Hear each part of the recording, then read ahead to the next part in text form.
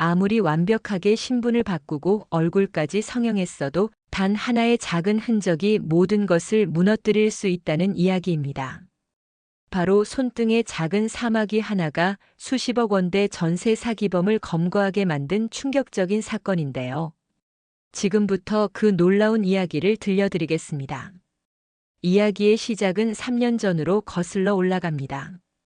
서울 강서구에 거주하던 38살 박민재 씨는 평범한 직장인이었습니다. 회사에 다니며 성실하게 돈을 모아 드디어 전세 자금 3억 원을 마련했습니다. 결혼을 앞두고 있던 민재 씨는 예비 신부와 함께 살 보금자리를 찾아 나섰습니다. 수많은 부동산을 돌아다니며 매물을 보던 중 마침내 마음에 드는 아파트를 발견했습니다. 그 아파트는 강서구의 신축 아파트로 교통도 편리하고 주변 환경도 깔끔했습니다. 집주인이라고 소개한 사람은 45살 정도로 보이는 남성 최준혁이었습니다. 준혁 씨는 매우 친절하고 상냥했습니다. 부동산 중개인과 함께 계약을 진행했고 모든 서류가 완벽해 보였습니다. 등기부등본도 확인했고 준혁 씨가 실제 소유주로 등재되어 있었습니다. 민재 씨는 안심하고 계약금 3천만 원을 지불했습니다. 중도금과 잔금까지 모두 치르고 이사를 준비하던 어느 날이었습니다. 갑자기 법원에서 날아온 통지서 한 장이 민재 씨의 인생을 뒤흔들었습니다. 내용인즉슨 해당 아파트가 경매에 넘어갔다는 것이었습니다. 민재 씨는 황급히 부동산으로 달려갔지만 그 부동산은 이미 문을 닫은 상태였습니다. 준혁 씨에게 전화를 걸어봤지만 전화는 받지 않았습니다. 불길한 예감에 등기부등본을 다시 확인해 보니 충격적인 사실이 드러났습니다. 아파트에는 이미 여러 개의 근저당이 설정되어 있었고 그 금액이 시세를 훨씬 초과하는 상황이었습니다. 민재 씨가 확인했던 등기부등본은 정교하게 위조된 가짜 서류였던 것입니다. 결국 민재 씨는 3억 원을 날리고 길거리에 나앉게 되었습니다. 경찰에 신고했지만 준혁 씨는 이미 종적을 감춘 뒤였습니다. 수사가 진행되면서 밝혀진 사실은 더욱 충격적이었습니다. 준혁 씨는 가짜 신분으로 활동하던 전문 사기꾼이었고 민재 씨 외에도 수십 명의 피해자가 있었습니다. 피해 규모는 무려 100억 원에 달했습니다. 경찰은 전담 수사팀을 꾸려 추적에 나섰지만 준혁 씨는 흔적도 없이 사라졌습니다. 사용하던 휴대폰은 해지되었고 주거지도 비어 있었습니다. 모든 신분 정보가 위조된 것이라 추적이 매우 어려웠습니다. 피해자들은 하루하루 절망 속에서 살아갔습니다. 민재 씨 역시 결혼은 무산되었고 평생 모은 재산을 날린 충격으로 우울증에 시달렸습니다. 밤마다 악몽에 시달리며 준혁 씨의 얼굴을 떠올렸습니다. 그렇게 1년이 흘렀습니다. 경찰 수사는 진전이 없었고 피해자들은 점점 희망을 잃어갔습니다. 민재 씨는 직장도 그만두고 준혁 씨를 찾는 일에 매달렸습니다. 전국의 부동산을 돌아다니며 혹시 비슷한 수법의 사기 사건이 없는지 알아봤습니다. 인터넷 커뮤니티에 피해 사례를 올리며 정보를 수집했습니다. 하지만 준혁 씨는 마치 세상에서 증발한 것처럼 어떤 흔적도 남기지 않았습니다. 그러던 어느 날이었습니다. 민재 씨는 강남구 대치동의 한 부동산 앞을 지나가다가 우연히 벽에 붙은 전단지를 보게 되었습니다. 새로 나온 전세 매물 광고였는데 사진 속 중개인의 얼굴이 낯익었습니다. 자세히 보니 준혁 씨와 비슷한 느낌이었지만 확신할 수는 없었습니다. 민재 씨는 떨리는 마음으로 그 부동산에 전화를 걸어 상담을 요청했습니다. 다음 날 약속된 시간에 부동산을 찾아갔습니다. 부동산 문을 열고 들어서는 순간 민재 씨의 심장이 멎는 듯 했습니다. 그곳에는 완전히 다른 모습으로 변한 준혁 씨가 앉아 있었습니다. 이름표에는 김동욱이라고 적혀 있었습니다. 얼굴은 성형수술로 완전히 달라져 있었습니다. 쌍꺼풀도 생겼고 코도 높아졌으며 턱선도 다듬어져 있었습니다. 심지어 머리 색깔도 바꾸고 안경까지 쓰고 있었습니다. 예전의 준혁 씨와는 전혀 다른 사람처럼 보였습니다. 민재 씨는 순간 혼란스러웠습니다. 정말 같은 사람이 맞는지 확신할 수 없었습니다. 동욱 씨는 밝은 표정으로 민재 씨를 맞이했습니다. 전혀 기억하지 못하는 듯한 태도였습니다. 매물에 대해 친절하게 설명하기 시작했습니다. 민재 씨는 차분함을 유지하며 그의 말을 들었습니다. 혹시나 하는 마음으로 몇 가지 질문을 던지며 반응을 살폈습니다. 동욱 씨는 전혀 동요하지 않았습니다. 계약서를 가져오기 위해 서류함으로 손을 뻗는 순간이었습니다.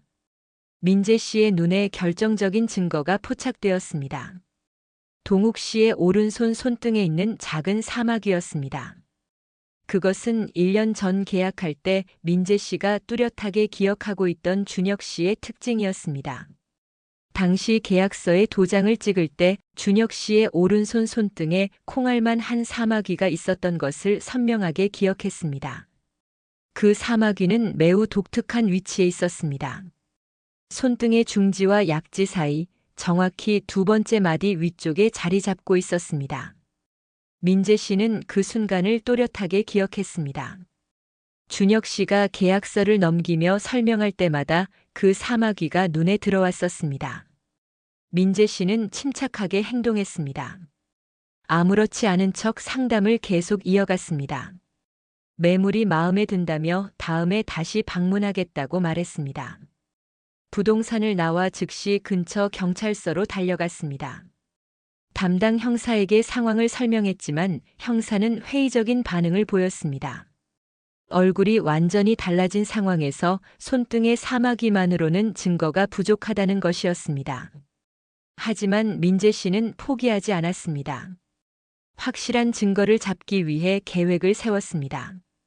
며칠 후 민재 씨는 지인을 동원해 다시 그 부동산을 찾아갔습니다. 이번에는 몰래 카메라를 준비했습니다. 상담을 받는 척하면서 동욱 씨의 손을 클로즈업으로 촬영했습니다. 사마귀의 위치와 모양을 선명하게 담았습니다. 또한 동욱 씨의 목소리도 녹음했습니다.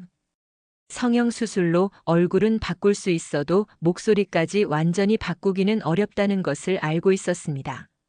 민재 씨는 1년 전 준혁 씨와 통화했던 내용을 녹음해둔 것이 있었습니다. 두 음성을 비교해 보니 억양과 말투가 매우 유사했습니다. 민재 씨는 수집한 증거들을 가지고 다시 경찰서를 찾아갔습니다. 이번에는 좀 더 구체적인 자료를 제시했습니다. 형사는 민재 씨의 집요함에 감동받아 본격적인 수사에 착수하기로 했습니다. 우선 동욱 씨의 신원부터 조회했습니다. 놀랍게도 김동욱이라는 이름도 역시 타인의 명의를 도용한 것으로 밝혀졌습니다. 실제 김동욱 씨는 3년 전 해외로 이민을 간 상태였고 그 사이에 신분이 도용된 것이었습니다. 이것만으로도 충분히 수상한 정황이었습니다. 경찰은 내사를 시작했습니다. 동욱 씨가 운영하는 부동산의 거래 내역을 추적했습니다. 최근 6개월 동안 무려 15건의 전세 계약이 체결되어 있었습니다. 모두 비슷한 수법으로 진행된 사기 계약이었습니다. 피해자들은 대부분 30대 초반의 신혼부부나 사회초년생들이었습니다. 부동산 시장에 대한 지식이 부족한 사람들을 노린 치밀한 범행이었습니다. 경찰은 충분한 증거를 확보한 뒤 체포영장을 발부받았습니다. 어느 날 오후 동욱 씨가 부동산 문을 열고 출근하는 순간 대기하고 있던 형사들이 일제히 달려들었습니다. 동욱 씨는 순간 놀란 표정을 지었지만 이내 아무것도 모르는 척 시치미를 뗐습니다. 자신은 김동욱이며 정당한 부동산 중개업을 하고 있을 뿐이라고 주장했습니다. 하지만 경찰은 이미 모든 증거를 확보한 상태였습니다. 동욱 씨를 경찰서로 연행해 조사를 시작했습니다. 처음에는 끝까지 부인했지만 손등의 사마귀를 지적하자 표정이 굳어졌습니다. 경찰은 1년 전 최준영 명의로 활동할 당시의 CCTV 영상을 분석했습니다. 화질이 좋지 않아 얼굴은 명확하게 식별하기 어려웠지만 손등의 사마귀는 확인할 수 있었습니다. 또한 피해자 민재 씨가 제공한 당시 계약 현장 사진에도 준혁 씨의 손이 찍혀 있었습니다. 그 사진을 확대해 보니 똑같은 위치에 똑같은 모양의 사마귀가 선명하게 보였습니다. 이 모든 증거를 제시하자 동욱 씨는 더 이상 버티지 못했습니다. 결국 자신이 최준혁이며 전세 사기를 저질렀다고 자백했습니다. 조사 과정에서 밝혀진 그의 범행 수법은 매우 치밀했습니다. 우선 다른 사람의 신분을 도용해 가짜 신분증을 만들었습니다. 그 신분으로 부동산을 개업하고 정상적인 중개업을 하는 척했습니다. 실제로 몇 건의 정상적인 거래도 진행해 신뢰를 쌓았습니다. 그러다가 갑자기 전세 사기를 대규모로 벌이고 잠적하는 방식이었습니다. 위조된 등기부등본과 계약서를 만드는 기술도 상당히 정교했습니다. 일반인은 쉽게 구분할 수 없을 정도로 완벽한 위조였습니다. 준혁은 사기로 번 돈으로 성형수술을 받았다고 진술했습니다. 강남의 유명 성형외과에서 얼굴 전체를 뜯어 고쳤습니다. 눈, 코, 턱, 이마까지 모두 수술했습니다. 수술 비용만 5천만 원이 넘게 들었다고 합니다. 성형 후에는 또 다른 사람의 신분을 도용해 새로운 부동산을 차렸습니다. 그리고 다시 똑같은 수법으로 사기를 반복했습니다. 경찰은 그가 최소 3년 동안 5번 이상 신분을 바꿔가며 범행을 저질렀다고 추정했습니다. 총 피해자는 100명이 넘었고 피해액은 200억 원을 초과했습니다. 가장 놀라운 것은 그가 왜 손등의 사마귀를 제거하지 않았느냐는 질문에 대한 답변이었습니다. 준혁은 사마귀가 너무 작고 눈에 띄지 않아 대수롭지 않게 생각했다고 했습니다. 얼굴을 완전히 바꾸면 절대 잡히지 않을 것이라 확신했다고 합니다. 하지만 그 작은 사마귀 하나가 결국 그의 인생을 끝장냈습니다. 민재 씨의 집요한 추적과 기억력이 없었다면 준혁은 계속해서 범행을 저지르고 있었을 것입니다. 경찰은 민재 씨에게 감사패를 수여했습니다. 그의 노력으로 수십억 원대 사기범을 검거할 수 있었기 때문입니다. 재판이 시작되었습니다. 검찰은 준혁에게 징역 15년을 구형했습니다. 피해자들은 법정에 출석해 피해 사실을 진술했습니다. 많은 사람들이 눈물을 흘리며 자신들이 겪은 고통을 토로했습니다. 평생 모은 재산을 날리고 가정이 파탄난 사람들도 있었습니다. 우울증과 공황장애에 시달리는 피해자들도 많았습니다. 준혁은 법정에서 고개를 숙인 채 아무 말도 하지 않았습니다. 변호인은 피고인이 깊이 반성하고 있다며 선처를 호소했지만 재판부는 엄정한 처벌이 필요하다고 판단했습니다. 최종 판결에서 준혁은 징역 13년을 선고받았습니다. 또한 피해자들에게 총 150억 원을 배상하라는 명령도 내려졌습니다. 하지만 준혁에게는 배상할 능력이 거의 없었습니다. 사기로 번 돈은 대부분 도박과 사치품 구매에 탕진했다고 합니다. 고급 외제차를 여러 대 샀고 명품으로 온몸을 치장했습니다. 유흥비로도 엄청난 돈을 썼습니다. 경찰이 압수한 재산은 고작 10억 원 정도였습니다. 나머지는 모두 증발한 상태였습니다. 피해자들은 돈을 돌려받을 가망이 거의 없다는 사실에 다시 한번 절망했습니다. 민재 씨는 사건 이후 천천히 일상을 회복해 나갔습니다. 비록 돈은 돌려받지 못했지만 범인을 잡았다는 사실만으로도 큰 위안이 되었습니다. 다른 피해자들도 민재 씨에게 감사를 표했습니다. 그의 노력이 아니었다면 범인은 영원히 잡히지 않았을 것이기 때문입니다. 민재 씨는 다시 직장을 구했고 새로운 삶을 시작했습니다. 비록 예전의 꿈은 무너졌지만 포기하지 않고 다시 일어서기로 했습니다. 언젠가는 다시 전세 자금을 모을 수 있을 것이라 믿었습니다. 이 사건은 언론에 대서특필되었습니다. 손등의 작은 사마귀 하나로 수십억 원대 전세 사기범을 검거했다는 내용이 화제가 되었습니다. 많은 사람들이 민재 씨의 집념과 기억력에 감탄했습니다. 또한 아무리 완벽하게 위장해도 작은 흔적 하나가 모든 것을 무너뜨릴 수 있다는 교훈을 얻었습니다. 전문가들은 이번 사건을 계기로 전세 계약 시 더욱 주의해야 한다고 조언했습니다. 등기부등본을 직접 등기소에서 발급받아 확인하고 집주인의 신분을 철저히 검증해야 한다고 강조했습니다. 경찰은 이번 사건을 교훈 삼아 전세 사기 예방 캠페인을 시작했습니다. 시민들에게 사기 수법을 알리고 피해를 예방하는 방법을 교육했습니다. 또한 부동산 거래 시 확인해야 할 사항들을 정리한 안내문을 배포했습니다. 정부도 전세 사기 방지를 위한 제도 개선에 나섰습니다. 등기부등본 위조를 방지하기 위한 기술적 보완책을 마련했습니다. 부동산 중개업소에 대한 관리 감독도 강화했습니다. 하지만 여전히 전세 사기는 근절되지 않고 있습니다. 수법이 점점 더 지능화되고 있기 때문입니다. 준혁은 현재 교도소에서 복역 중입니다. 모범수로 지내고 있다는 소식이 전해졌습니다. 하지만 피해자들은 그의 반성이 진심인지 의심하고 있습니다. 돈을 갚을 의지도 능력도 보이지 않기 때문입니다.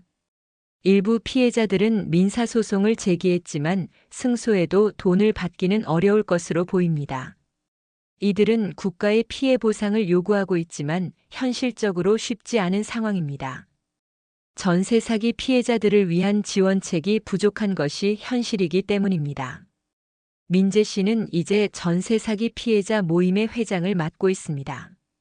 같은 피해를 입은 사람들을 돕고 사기를 예방하기 위한 활동을 하고 있습니다. 강연을 다니며 자신의 경험을 나누고 사람들에게 경각심을 일깨우고 있습니다.